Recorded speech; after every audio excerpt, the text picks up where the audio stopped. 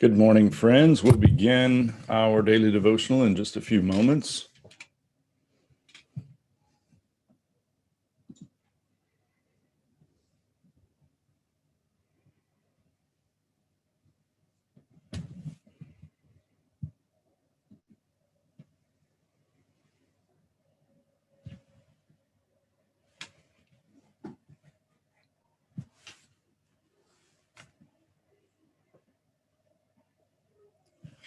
Good morning and welcome to our daily devotional from Pilgrim Congregational Church.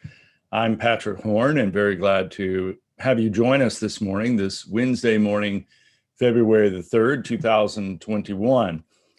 This week we are looking at a passage from Mark chapter 1 and reading verses 29 through 39. Mark chapter 1, verses 29 through 39. And this morning, I would like for us to focus especially on verses 32 through 34. So the three verses there in the middle of Mark chapter 1, Mark 1, 32 through 34. That evening at sundown, they brought to him all who were sick or possessed with demons, and the whole city was gathered around the door. And he cured many who were sick with various diseases and cast out many demons. And he would not permit the demons to speak because they knew him.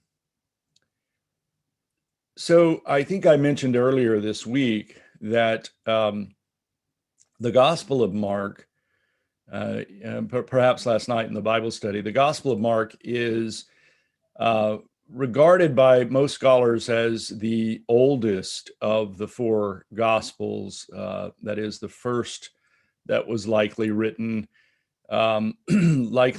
sometime in the last 30 or 40 years of the first century, probably around 70 AD or perhaps even a little earlier. And there are many who think that the account given in Mark is an account that might have come directly from Simon Peter, who is described here in the first chapter, and who was the first recorded the first house that Jesus went to in his ministry, one of the first disciples called by Jesus. So there are those who think that what we're getting in Mark chapter 1 is this an account of Jesus' life and ministry from one of the eyewitnesses and one of Jesus' closest followers. And one of the things that occurs over and over and especially in Mark, and then right here at the very beginning, is how much time and effort that Jesus puts into healing the sick and exorcising demons. And also we're told how Jesus begins to become famous. There are more and more people begin to hear about him, and more people bring their sick to him and those who are possessed to him. And the text says he cured many who were sick with different sorts of diseases. He cast out many demons. And there's this strong sense that Jesus has this extraordinary power, and that's what Mark wants to communicate.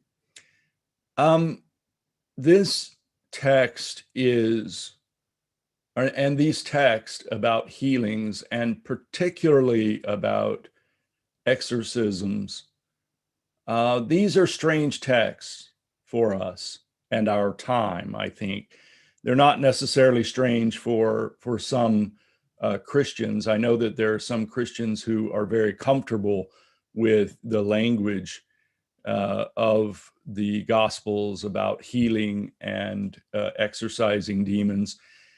But for the wider culture, for us, these are strange texts. They're unusual. And sometimes I must admit, I don't know exactly what to do with them myself. I sometimes describe myself as a Christian skeptic. That is, and this is true of many people like myself who study philosophy and logic and these sorts of things, where we tend to be pretty skeptical about a lot of stuff. And I think that's true of me. I don't feel that I don't I don't like jumping on the bandwagon of something that becomes very popular because it's fantastic or extraordinary. I'm really skeptical.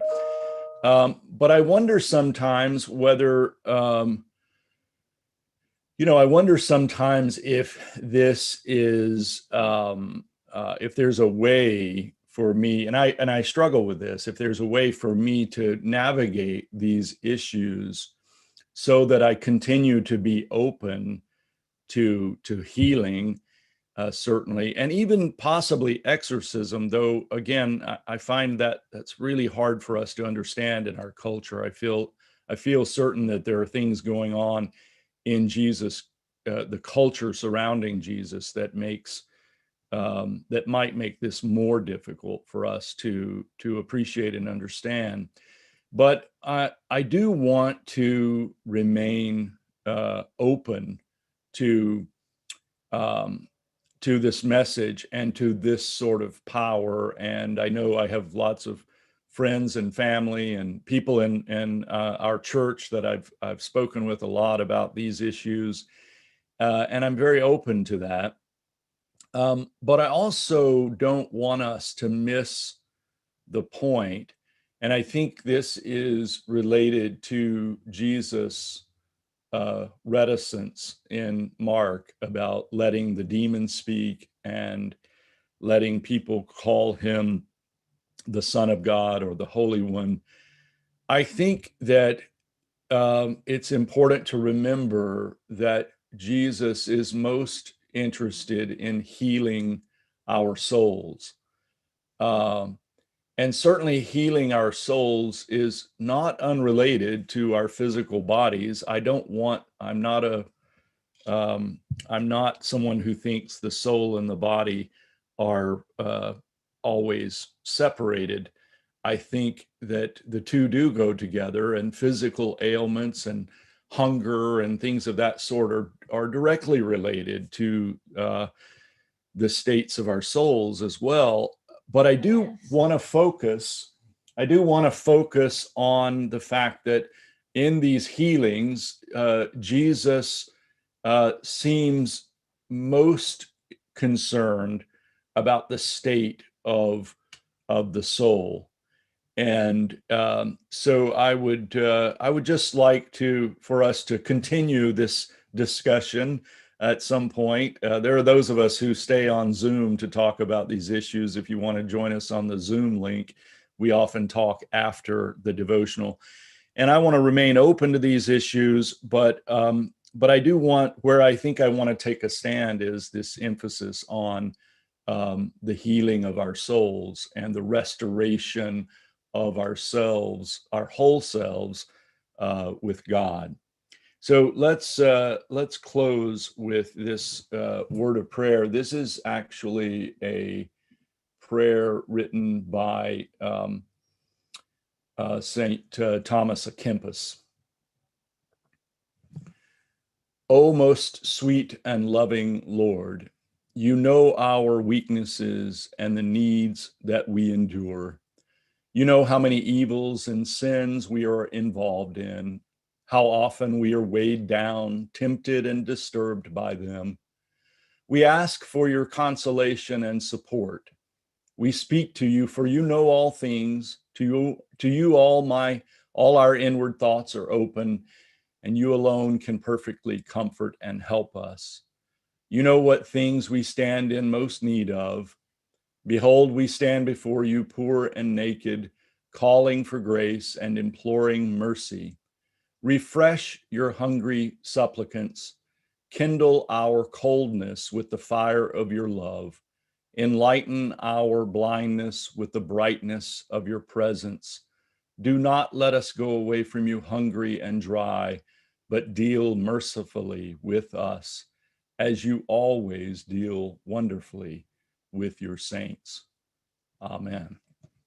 Thank you so much for joining me this morning from Pilgrim Congregational Church. I'm Patrick Horn, and I hope you have a great day. Goodbye.